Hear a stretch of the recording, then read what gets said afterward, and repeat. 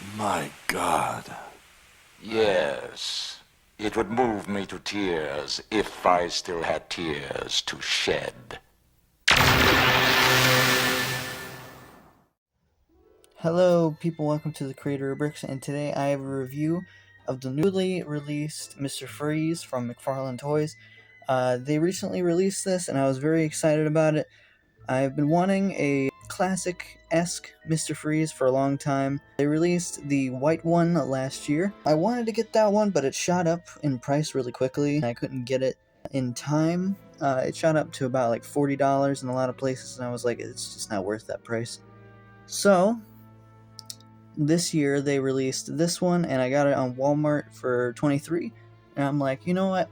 I've been wanting this Mr. Freeze in the same mold and better colors from last year. So I was like, I'm gonna pull the trigger now, and I got it for the price I wanted. It was something I was very interested in, and I've been building out my Batman Rogues gallery recently for McFarlane. So I was like, yeah, this is perfect. This is a perfect time for me to get this. So, looking at the figure here, I've only had one problem with this thing. I'm going to get it out of the way first, and then I'm going to tell you guys what I like about it. So, if you've seen reviews of this guy in the past, you'll know that this figure has pinless joints. It's not exactly pinless. As you can see, it's a pin joint, and the problem I had with this figure, I kind of don't want to do this, but it's for the people, so I'm going to show you guys. Well, it's actually in there now, but on mine, it came loose in the box, and I had to get it in there. There was plastic remaining in there, so it wouldn't go in.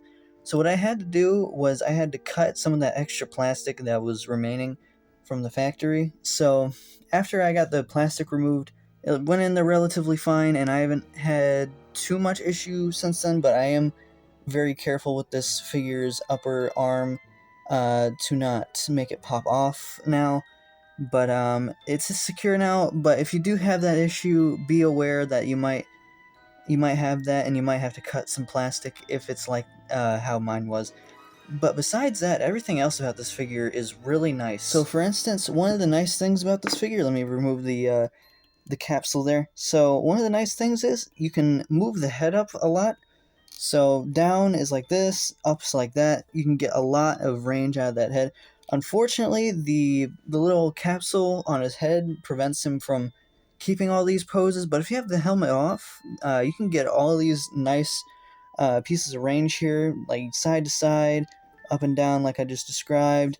Forward, he's even pretty good for McFarlane. This is a rare thing for Mr. Freeze of all people to have this surprise me. A good amount of like range going forward. So that's good, and then typical going back is always good with McFarlane. Like up to the side's good, you can move it all the way up. I ain't having any issues with these popping off, so that was good too. The other arm's the same way. I'm gonna use this arm for posability, just in case the other one pops off again. So it looks like all you can get from this is about this, which is a little more than 95 degrees, I would say. Not quite that full amount there going up, but it's for the pinless joints, so you kind of lose some, you win some. I would prefer just regular pin joints over having some range cut out. The wrist, you get this much down, typical. Up's good. Spinning, like this, so you can get it fully around, and then same thing for the end. I don't know how to really show you that, but yeah, like that. Something I failed to mention too was you get a double jointed elbow swivel, so that was a nice thing I forgot to mention. Hips here, we get this much range, and the diaper is real soft, so you can get a lot of range with that right there. And then going forward, since the diaper is so soft, look at this. Let me see if I can fully show this. You can put it all the way up like that, and the diaper doesn't rip. So, at least mine doesn't. Mine is real soft, so I can get a lot of range there. Thigh, oh yeah, it's actually a little bit better than I thought. It goes in this much right there, and then you can go out like that. So not too much out, but in goes in. And then the crunch on the knee, you get that much out of it, and then up and down is really bad actually for the ankle here.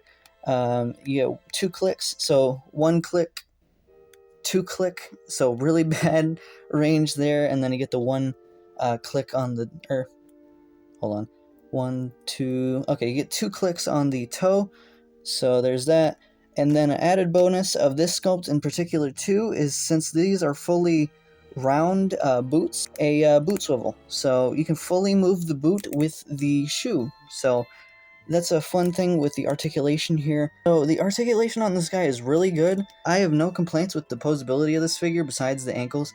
The ankles really suck because they only get 2 clicks, so it's hard to stand this guy without the stand, which I do have him on right now. So be aware of that, but everything else moves well. You can pretty much get him into any other pose that you'd want him in.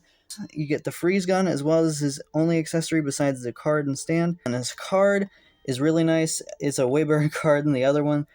The White Freeze had a rebirth Mr. Freeze, and I'm not a big fan of that suit for a card anyway.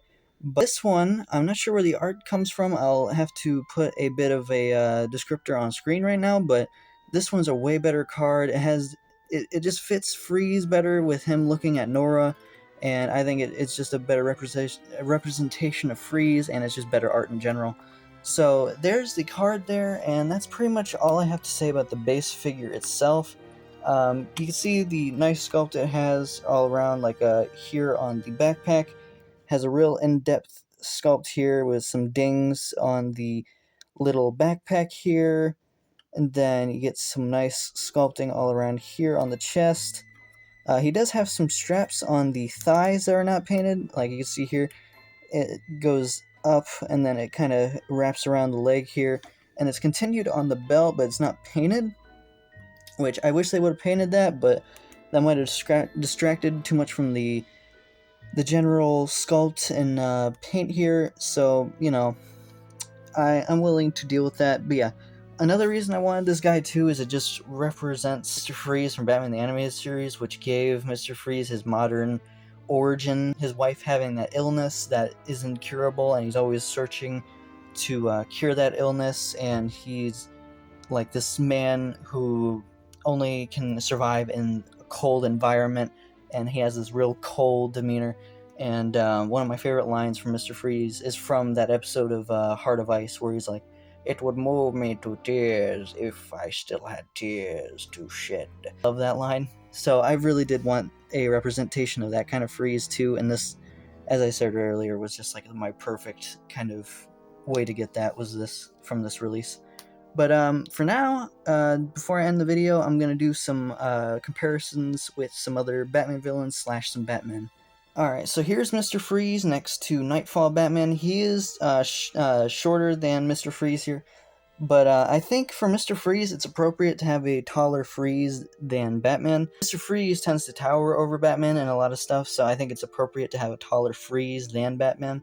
So here's this Batman with Freeze, the Nightfall, versus the kind of animated style new Freeze. Another Batman that I wanted to bring out, which I think fits, or if you want to use this Freeze for the Arkham games for now until we get an actual Arkham Mr. Freeze, whether it be from Knight or from City, you can kind of use him if you want. If you really want to just fudge him in there.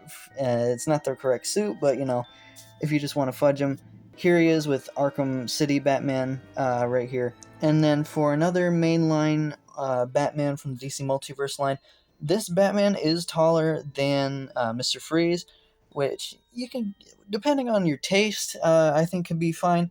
But yeah, this is the JLA wave Batman, and I think this one just fits the general vibe of this figure the best out of the ones I've showed so far. I just like the black and yellow Batman with this kind of Freeze. I don't know, I feel like the palettes are kind of cool here. Black and yellow with white, red, black, blue, and purple. I don't know, I think that just has a better contrast between hero and villain here.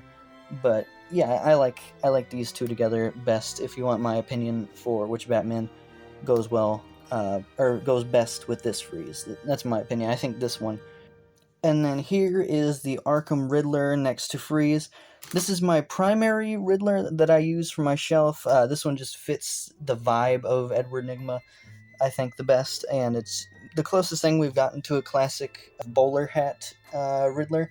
So here they are together. And then for another Arkham game comparison, we have the Arkham Knight Scarecrow. I think this one, if you want to do that Arkham thing that I mentioned earlier, Very big contrast between these two. You can see the piercing eyes of Scarecrow there. That's all you can see.